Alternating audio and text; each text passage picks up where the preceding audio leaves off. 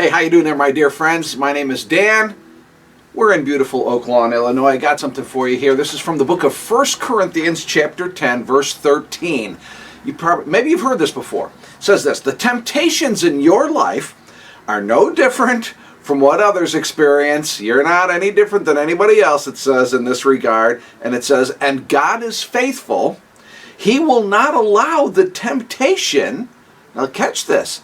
This is in the text. He will not allow the temptation to be more than you can stand.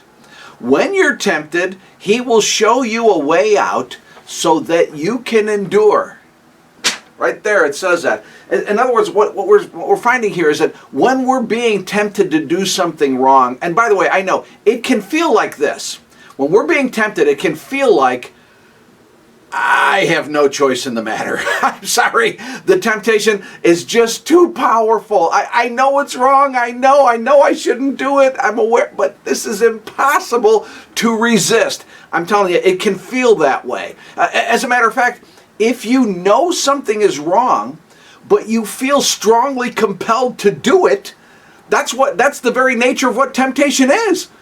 If you weren't strongly drawn to do something that you know is wrong, it wouldn't be temptation in the first place. We've all experienced it. We've all been down this road. I know the feeling. Me too.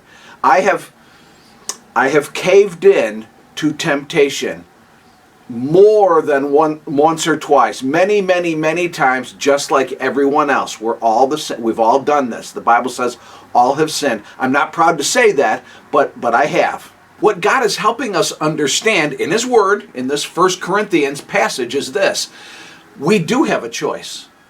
With His help. Not on our own, with His help.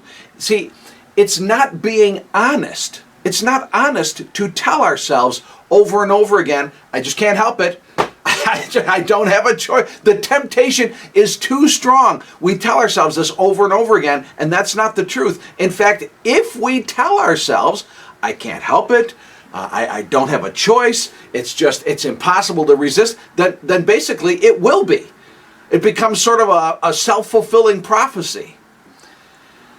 Hey, look, please, friend, please know, I'm not saying this is easy. I'm not saying that at all. Of course, like I said, I've caved in too, many times.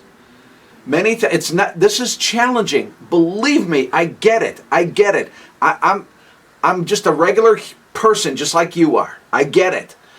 But God tells us, this is not my opinion, I read it to you from the book of 1 Corinthians. God tells us that He has actually placed limits on the temptations we face.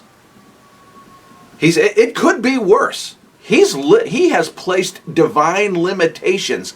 And so we do have a choice. We have a choice. It is not impossible. It may be hard, but it is not impossible for us to be tempted to do what's wrong and yet do what's right instead. That can happen if we're willing, with God's help, always with His help. If we're willing, there is a way out.